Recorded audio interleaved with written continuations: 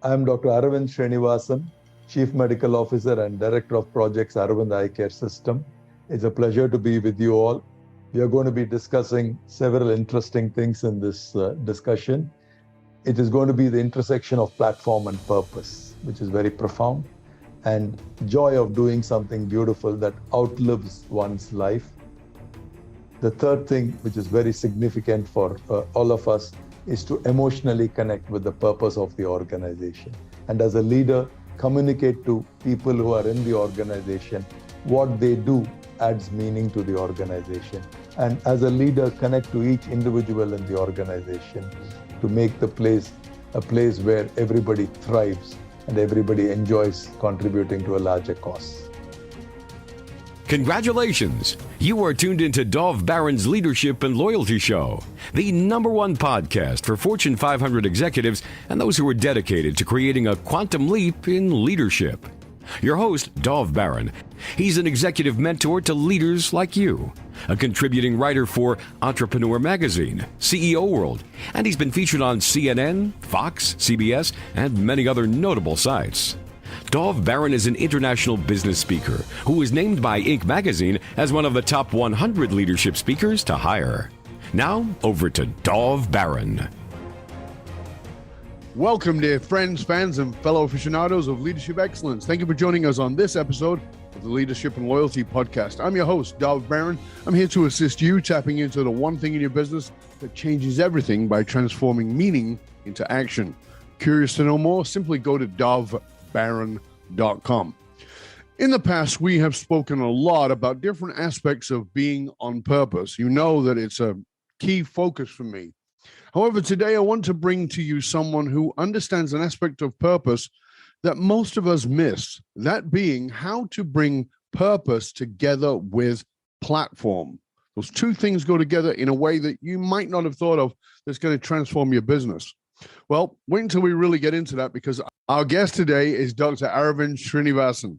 His organization caters to a population of 100 million. On top of that, the organization is 5 times more efficient than any competitor because of the factors that we'll talk about today. So it's going to be a vast and intriguing conversation. Stay tuned. As always, we need your help in staying relevant. So please go over to wherever it is that you tune into the show. And we really need your help to make sure that we stay relevant. So do us a favor, rate, review, subscribe to the show. It makes a huge difference. If you are a regular listener, big thank you to you for making us the #1 podcast globally for Fortune 500 listeners. And we are honored and grateful to be cited by Inc.com as the #1 podcast to make you a better leader. All right, let's dive in. As I said earlier, our guest today is Dr. Aravind Srinivasan. I think I got it right. Dr. Aravind Srinivasan. He is the medical director, chief medical officer of the Aravind Eye Hospital in Chennai, India. He's the director of projects, Aravind Eye Care System. Aravind is not only a medical doctor, he has a master's in ophthalmology and an MBA with specialization in strategy from the University of Michigan in Ann Arbor. He has evolved himself, his expertise, and his organization. He has been at the forefront of everything that's gone on, catering to a population of 100 million, like I said, in eye care, and an organization that is 5 times more efficient than any of its competitors. The Aravind Eye Care System has evolved into a large eye care service provider. Currently, this organization has 7 territorial care centers, 7 secondary care centers, 6 community clinics, 105 primary eye care centers across India. And during the year of 2021, Aravind was able to extend its outpatient service to over 4,327,000 people, and able to provide sight restoration surgery, surgical or laser procedures to over 500,000 people, of which 50% of those patients received either eye care for free or at steeply subsidized cost.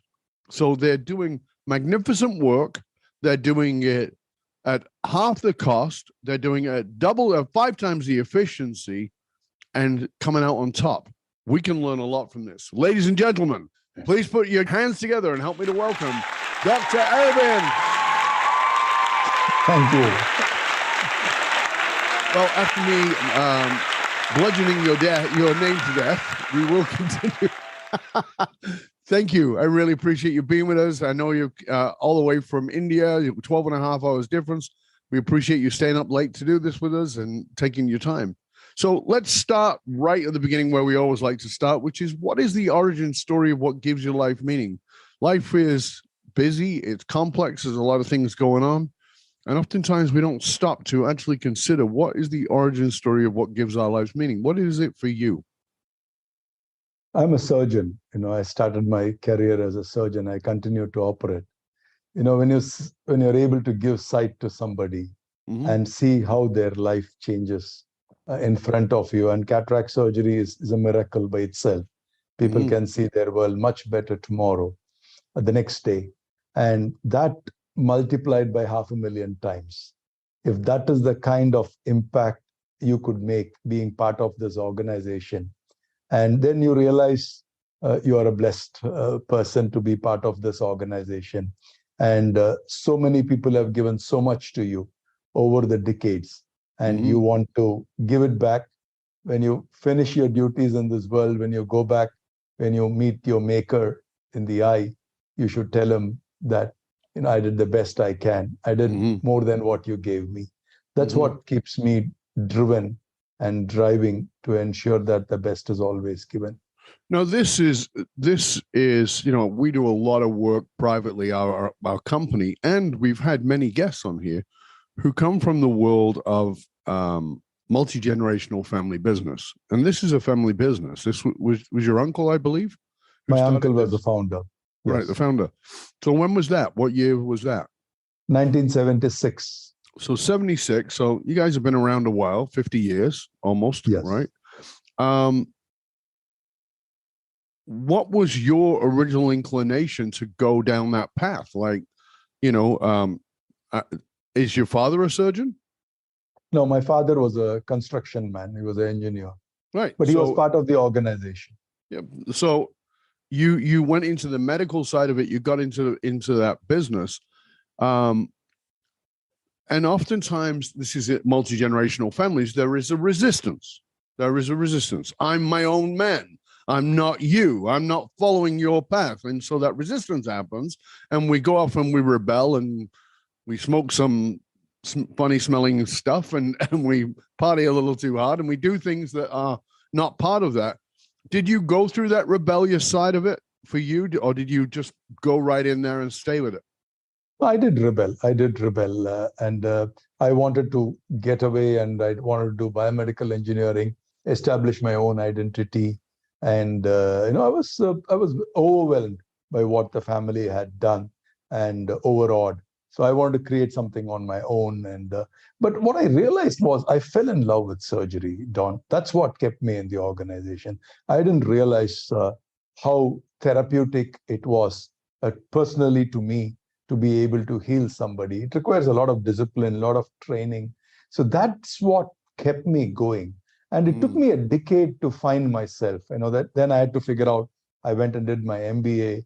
And that was a very important step for me, because I realized I didn't want to be a pure play ophthalmologist, pure play clinician. I also wanted to be part of the organization building process, institution building process. So that led me to go get my MBA. And then gradually over the years, you realize, when people talk to you, when people share with you, so many people getting vision and come back, you realize you're part of a phenomenal organization. You realize the founders, in this case, my own family, had a tremendous vision. They were visionary in setting up the organization, and they prescribed to values which are way ahead of their times. They said nobody should be blind. We should be able to give sight. Maximizing profit is not the only goal. So all those things, when practiced, when you're soaked in that day after day after day, and then you love surgery. So it kind of comes back to you. And then it makes you reflect a little more. You were introducing this platform, right? That's where this whole concept of platform came. What's a platform? Your birth by itself is a platform. Where you're born, to which family, what's your education that you've got. It belongs to the platform. the network that you have as part of a family or the organization, the network that you have, and also your health. If you're born with a Yes. congenital disability, your health. And finally, you need serendipity. You need luck.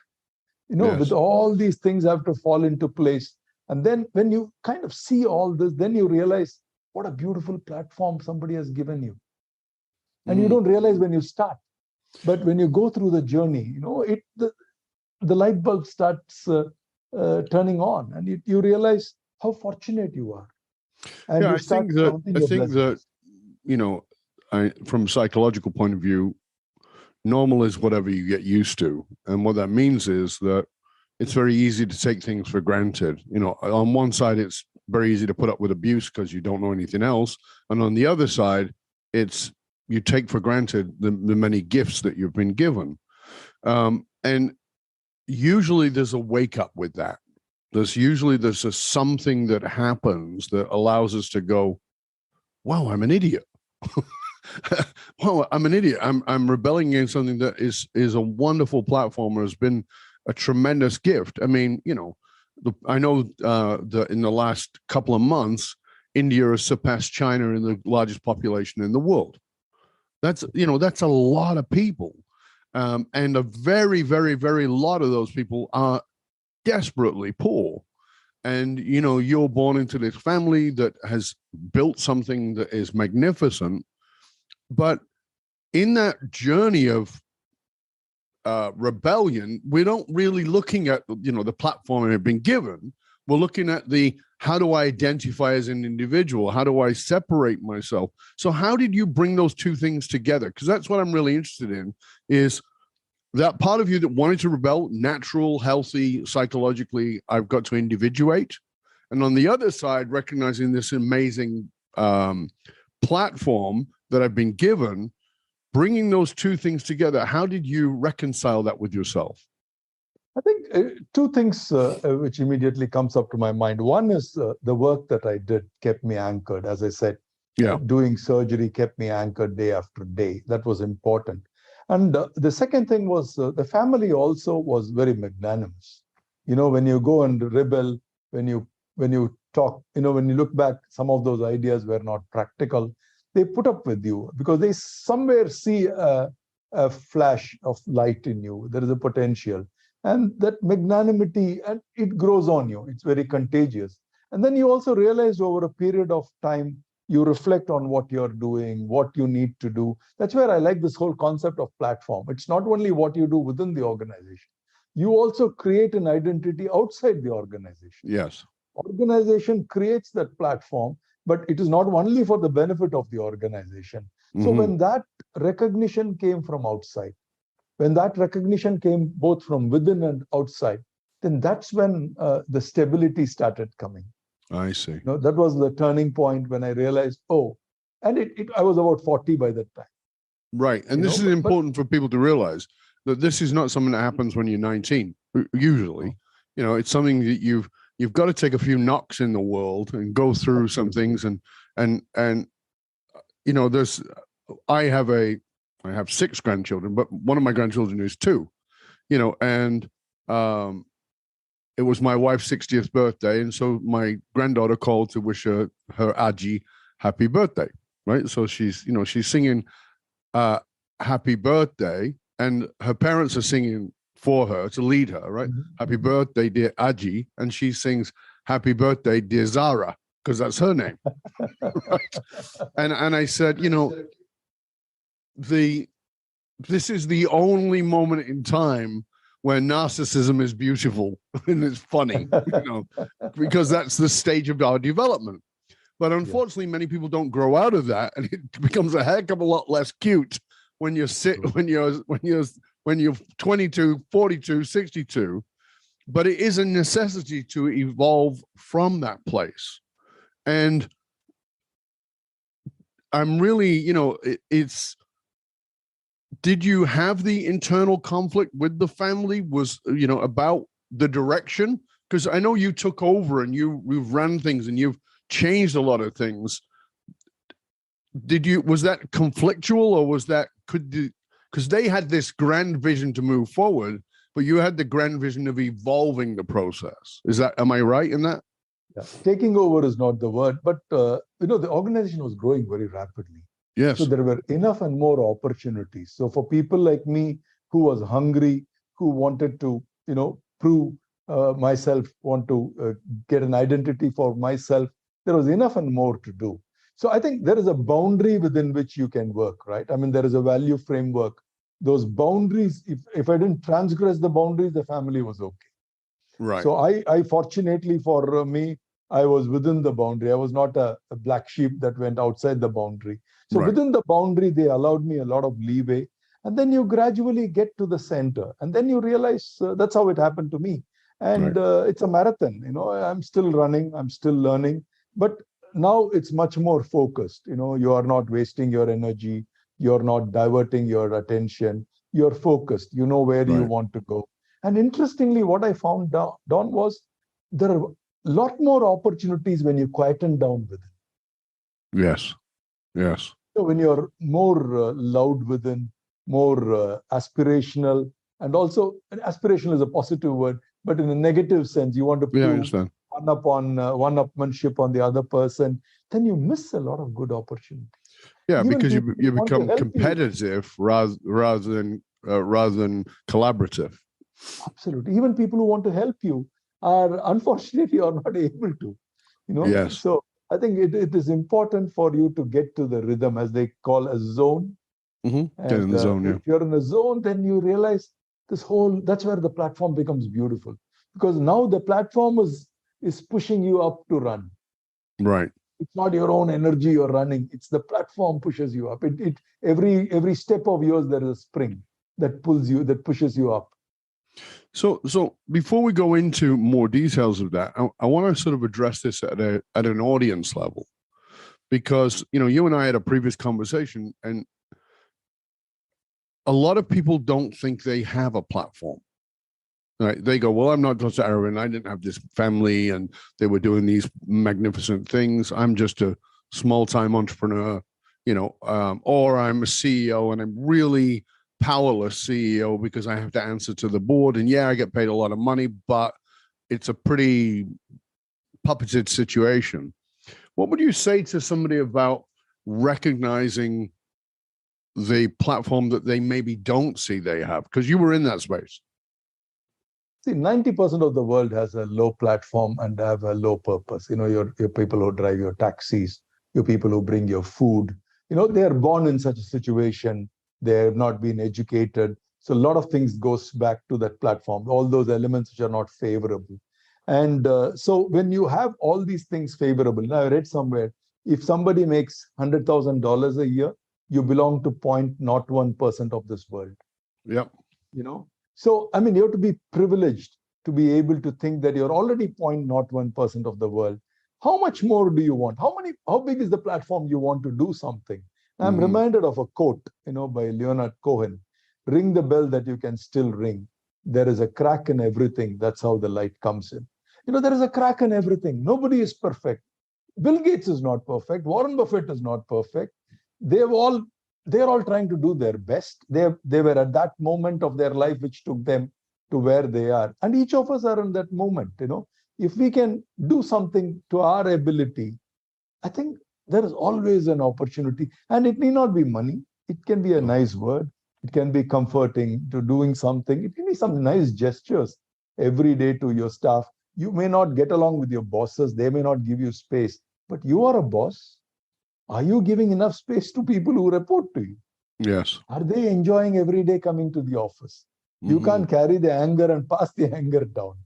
Yeah, it's a very good point. I really don't think that people recognize it. I mean, this is one of the lovely things about that conversation with you, was this idea of purpose and platform, and the recognizing that most of us are born with a low platform and a low purpose. And by the way, if you're born with a low platform and a low purpose, that is not the destiny of your life. It's just the way that many people, I know that many people in India, I have many Indian friends, and I certainly know in the UK where I was born, Many people just accept it. It's just like, I was born in a ghetto, in a very, very low working class environment. Nobody seemed to have any purpose other than waiting for Saturday night to go drink 8 pints of beer and get pissed. That was my purpose. It was not mine, but I understood that. And so there's no money, there's no prospects, there's just a crappy job. And the only aspiration is getting drunk on Saturday night and maybe having a good fight. But when I look around the people who I went to school with and the people who were my friends, and I can remember sitting in the pub with those boys when I was 16, and we're all talking about getting out. And I'm the only one who did. Yeah. I'm the only one who decided to travel the world, to study, to start businesses, to do all those things. And I was ridiculed at every possible turn because people, I don't think that they're mean. I just think that we're tribal. We want to keep the people in our tribe with us. And so I think that sometimes if you're going to be high purpose, and I want to hear your point on this, I think if you're going to be high purpose and you're from low platform, you are going to get resistance, massive resistance. And so you have to raise your platform. And that's done oftentimes just simply by network, by, your net worth becomes your network, or your network becomes your net worth. So you've got to get yourself away from your comfort zone, away from your platform by being driven by this purpose. But I don't think enough people recognize that they can break through from that. And I think, it's my opinion, it's not the truth, that sometimes people are lazy about purpose. They're lazier. It's like, oh, it's too much work. You're working with all these people in your organization. How do you get them through that process? Through that connecting the platform and the purpose for themselves? Don, the crime is not when you're lazy, when you have a low platform. That's acceptable. Sure. You're born, it is difficult, challenging. But if you have a high platform and then if you're lazy, that's a crime. Right. That's not acceptable. I would like to share a metaphor. I look at it like a tree, right? Instead of saying who is low, who is high, it's like who is the root and who is the leaf. Right. Both have a function. Yes. The root has a function. It has to take the water, take the nutrients from the soil and give it. And these are people at the lower levels. You need a taxi driver. You need somebody to work in your iron factories, in your coal factories. The world has to move on. Somebody has to cook the food. Somebody has to be a farmer. Life is needed, right? They nurture the life. And your CEOs of the world, your people are all the leaves. They also have a function. The problem is they forget the function. Their function is they will have to catch the light and pass it on. The chlorophyll is passed on. So it's the symbiosis, it's the synergy that makes life so beautiful. Instead of, I can't find a bus driver. I can't tell him you're lazy. He's working hard. But opportunities were not available. Maybe he's the only breadwinner in the family. He was not able to take it. There are circumstances which makes who you are and who I am. Yes. So it is very easy to say something, and it may not be the truth. They have really struggled, but that's the best that they have reached. Yeah, you see, I don't think that following your purpose is about necessarily coming up with this massive thing that changes the world. Your purpose can be something that others might view as very no big deal. But one of the things I say to people all the time is, please understand that courage is subjective. Something that is incredibly easy for me may be incredibly difficult for you, and something that's incredibly easy for you may be incredibly difficult for me. And so it's the same thing as when I meet for instance, I'm in some country and I meet a taxi driver, and I always love to talk to taxi drivers, and it's like they've always got great stories, and I always ask, how long have you been driving? Do you like it? Those are my first two questions. Do you like it? And what do you like about it? What don't you like about it? Like, what does it give you in life that you couldn't get anywhere else? And that question I'm asking them is a purpose question. What does it give you that you couldn't get anywhere else?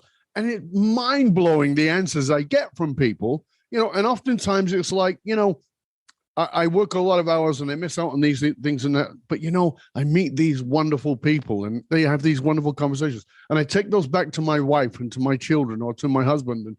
And it's like, yeah, that's the juice. That's the juice.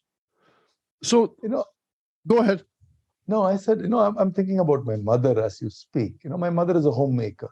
Yes. All she did was gave us 3 good meals, took care of us, nurtured us. She was not in the surgery doing surgery. She did not do anything. But I think she gave the platform to people like me. And many people whom we think are not doing anything, from a conventional way of looking at things, somebody is successful or not. I think my mother is a phenomenal success because without her, I wouldn't be here. I love that. I think that's really beautiful, is recognizing who has given you that platform, who gave you the leg up that you maybe take for granted. And it was even in your language, and I'm not doing this to correct you. I just want to have people grasp it, because you said, my mother was just a homemaker. There is no just. There's no just. Like, I had a lot of problems in my family of origin, but there were things they did that if they hadn't have done them, it wouldn't have given me the platform to do the things I've done. Right. So it's like we minimize and just others. And I think, because I'm more aspirational, I think you need to minimize and your own stuff and say, it's just this. So I've got to do better. I've got to do more. I can make a bigger difference. And you have done that with the organization. And in the second part of the show, I want to talk a lot about the evolution of this organization, because what you've done, being 5 times more efficient and the throughput and all the rest of it is, as our friend Adrian talked about, it is mind-blowing, to be giving away almost 50% of your services and still be so much more efficient and highly profitable. Like, in a business sense, whatever business you're in, you got to stop and go, okay, how do they do that? How do you become 5 times more efficient and give away about 50% of your thing and be phenomenally profitable and continue to grow? Like, what is the magic sauce here? Whatever business you're in. So I want to go into that in the second part of the show. Before we go there, I would love for you to tell people how they can find out more about you, about your organization, about any of the resources that you have available. The website of the organization is www.aravind.org, aravind.org. That has all the details about the organization. Before we close the first part, Don, I would like to share the quote from our founder. I think a lot of this wisdom came from our founder. Oh, and yeah? I'll end with this quote. He says, intelligence and capabilities are not enough. There must be a joy of doing something beautiful. Arvind's story is all about the joy of doing something beautiful. And every individual's purpose in life is about joy of doing something beautiful, not intelligence or capabilities. Do you think that we forget about joy? Yes, we have so much of noise in our heads. Yes. So much happening, so much thoughts, so many things happening. And the world is also very busy, keeps you busy. Yeah. The social media, we just don't realize small things, subtle things have more joy. Yeah, I've often said in my work that happiness is often in a big thing that is transitory, but joy is in the small things that are always there. Absolutely. It is the laughter of my grandchild. It is the way the sun set last night, the way the light came into the room this morning. Those are all joyful moments, not the sense of making a difference in the world, the gift of being able to speak to people like you and so many wonderful people who are doing amazing things. Like, yeah, those things are external, but it's what it gives me that I can give to the world, and that's the joy. It's. I think that people forget joy. We live in a world of happiness. Everybody's geared towards happiness, and we forget about the joy. And I'm always making that distinction for people. Like, happiness is an externally stimulated thing that if I tickle you and I stop tickling you, your happiness is gone. But joy is in your heart. I can't touch it. If it's true joy, it's in your heart, and it can be brought to any moment, whether you're in a horrendous situation or a fabulous one. Joy is your heart smiling. Exactly. Well, I would go further. I would say, because it's my language, joy is when your soul is speaking directly to your heart and working through your limbs. Absolutely. Beautiful. That was Dr. V. That was Dr. V. Okay. Beautiful. Beautiful. All right. Well, we're going to come back in part 2 of the show.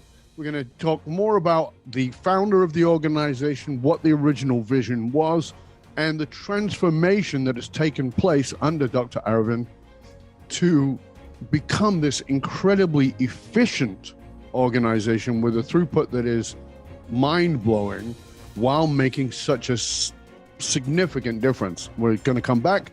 We're going to talk more with Dr. Aravind about this connection between platform and purpose and driving it forward and what it can do for your business. So stay curious, my friends. Stay curious. We're going to be back in just one click with part 2 of the show.